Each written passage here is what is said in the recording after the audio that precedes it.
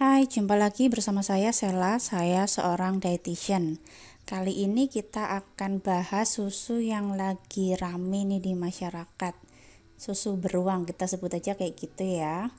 Kenapa sih kok susu ini begitu diminati? Sebenarnya apa sih dalamnya susu ini? Kita akan bahas.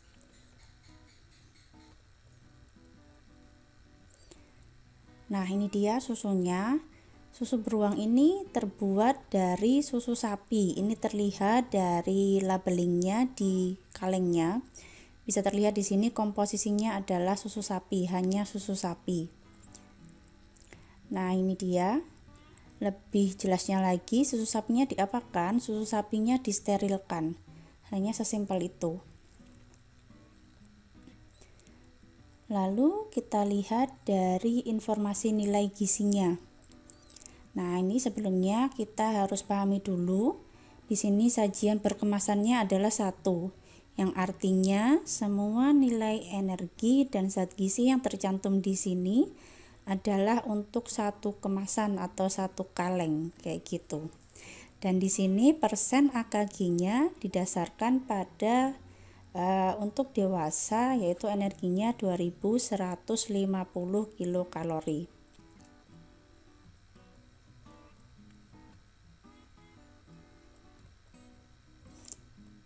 Nah, ini kita cermati dulu dari energinya. Energinya ini dalam satu kaleng 120 kilokalori. Yang artinya untuk orang dewasa dengan kebutuhan 2150 kilokalori, satu kaleng susu ini dia memenuhi 5,6% kebutuhan tubuh kita sehari. Jadi hanya 5,6%. Lalu kita lihat lagi dari zat gizi lain. Nah, ini kita lihat dari lemaknya. Lemak totalnya ada 7 gram atau 10% dari kebutuhan tubuh. Dia punya kolesterol 25 mg, 8% dari kebutuhan tubuh. Dan lemak jenuh 5 gram atau 20% dari kebutuhan tubuh kita akan lemak jenuh, kayak gitu. Tapi selayaknya susu sapi yang lain, semua susu sapi murni pasti memiliki kandungan kolesterol dan lemak jenuh. Hanya saja di sini kita perlu cermati apakah ini sesuai dengan kebutuhan kita atau tidak, gitu ya.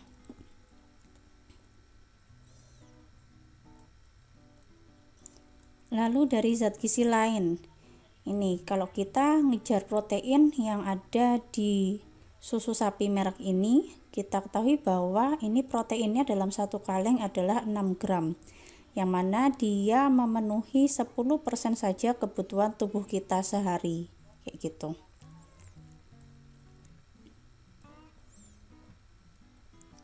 Lalu kalau kita lihat dari zat gizi lain, di sini ada karbohidrat total.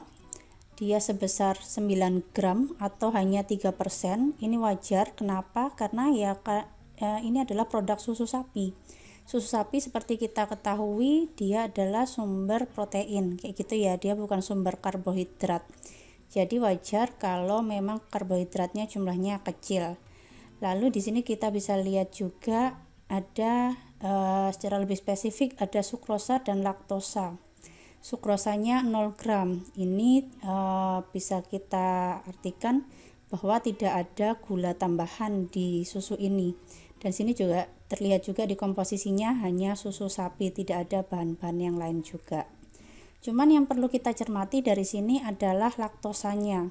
Dia punya laktosa sampai 9 gram.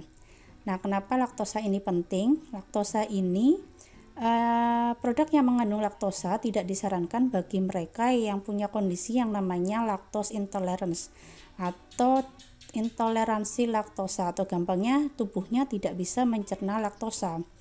Kalau orang dengan lactose intolerance diberikan produk-produk yang mengandung laktosa, tentunya dia akan diare. Nah, sekarang jangankan orang yang lactose intolerance, orang yang sedang diare pun disarankan untuk tidak mengonsumsi produk susu untuk sementara. Susu di sini maksudnya susu sapi yang punya kandungan laktosa. Kenapa? Karena pada orang yang sedang diare, dia kemampuan tubuhnya untuk mencerna laktosa menurun. Jadi kenapa orang kalau diare sementara stop dulu deh susu sapinya, bisa di replace atau digantikan dengan susu lain, misalkan susu kedelai atau susu nabati yang lainnya.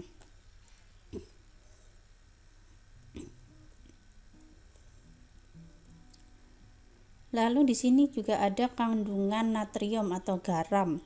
Dia cuma 95 gram atau 6% kebutuhan tubuh. Nah, di sini natriumnya termasuk rendah. Jadi susu ini merupakan bahan makanan atau produk yang mempunyai nilai natrium yang rendah.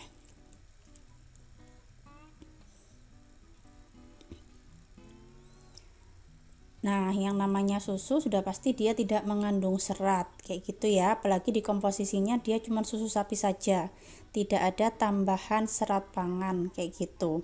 Dan di sini bisa kita lihat kalau memang dia punya kandungan serat, dia pastinya tertulis di bawahnya karbohidrat total, rinciannya itu ya. Jadi karbohidrat total itu biasanya ada sukrosa, ada laktosa, ada serat, seperti itu.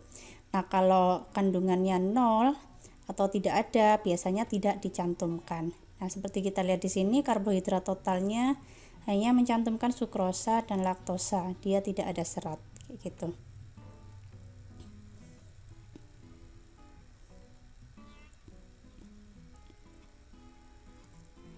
Nah, di sini juga kita lihat di komposisi yaitu susu sapi, lalu ada keterangan mengandung alergen, lihat daftar bahan yang dicetak tebal.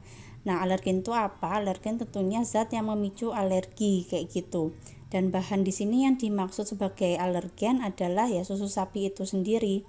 Orang kalau alergi susu sapi ya tidak bisa minum susu sapi, dia harus cari susu lain. Kalau pengen memang mengonsumsi susu lain yang tidak mengandung susu sapi itu sendiri, karena dia alergi terhadap susu sapi.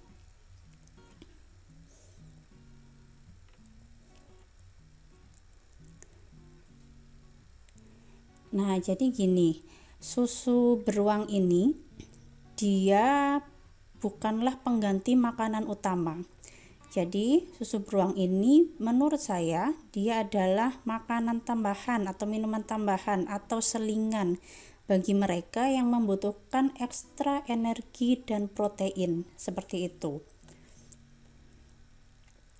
Nah, bisa kita lihat di sini persen AKG-nya semuanya di bawah 50%.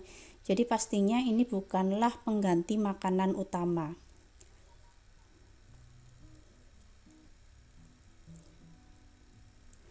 Jadi intinya apa? Begitu viralnya susu beruang ini untuk mencegah COVID gitu ya. Intinya kamu tetap harus makan kalau kamu memang punya kemampuan untuk makan gitu ya. Kalau kamu tidak mengalami penurunan kesadaran atau hal-hal lain yang menyulitkan kamu buat makan, kamu tetap harus makan. Nah, susu ini dapat digunakan sebagai makanan tambahan, bisa 1-3 kaleng sehari sesuai dengan kebutuhanmu.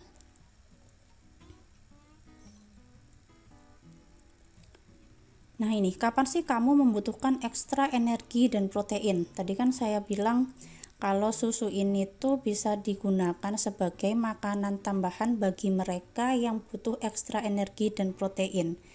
Nah, ini dia kondisi-kondisi yang memungkinkan kamu membutuhkan ekstra energi dan protein. Yang pertama, ketika mengalami demam atau sakit, di mana asupan makananmu itu menurun. Kalau asupan makan menurun, sedangkan ketika kondisi kita demam atau sakit, kebutuhan energi kita meningkat, tentunya kita perlu makanan tambahan. Dan ini boleh kamu pakai susu beruang ini. Kemudian kondisi yang kedua, penyembuhan setelah sakit. Ketika berat badanmu turun. Jadi setelah beberapa hari sakit lah, katakanlah seperti itu, berat badanmu turun. Nah, ketika kamu sudah sembuh dari sakit, kamu ingin menaikkan berat badanmu lagi untuk bisa jadi normal, untuk menggantikan berat badanmu yang turun ketika sakit, kamu perlu makanan tambahan. Salah satunya bisa menggunakan susu ini. Lalu yang ketiga, pasca operasi untuk mempercepat penyembuhan luka. Kebutuhan energi dan protein kita ketika kita pasca operasi tentunya meningkat. Dan untuk itu kita perlu makanan tambahan. Salah satu pilihannya bisa menggunakan susu ini. Dan yang terakhir adalah penyakit kronis. Penyakit kronis yang menyebabkan berat badanmu turun atau kamu sampai jadi kurus. Sehingga kamu perlu makanan tambahan untuk tetap maintain atau menjaga berat badanmu. Atau kalau kamu sudah terlanjur kurus, kamu ingin meningkatkan berat badanmu, kamu harus ada makanan ekstra seperti itu. Dan tentunya kondisi-kondisi penyakit kronis ini boleh menggunakan susu sebagai makanan tambahan ketika tidak ada kondisi diare. Kayak gitu ya. Jadi tadi kan sudah dijelaskan bahwa ketika kita diare, kemampuan kita untuk mencerna laktosa itu menurun.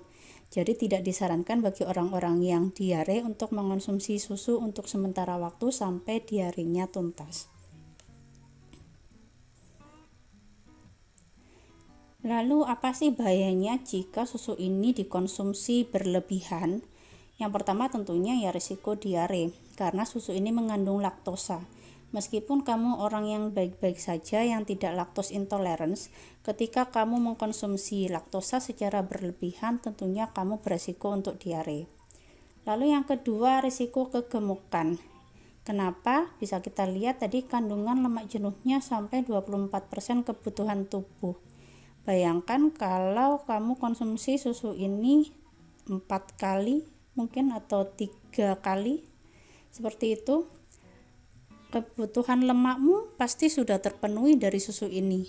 Apalagi kalau kamu tetap makan seperti biasanya dengan susu ini sebagai makanan selingan, tentunya kadar lemakmu sangat mungkin berlebih seperti itu.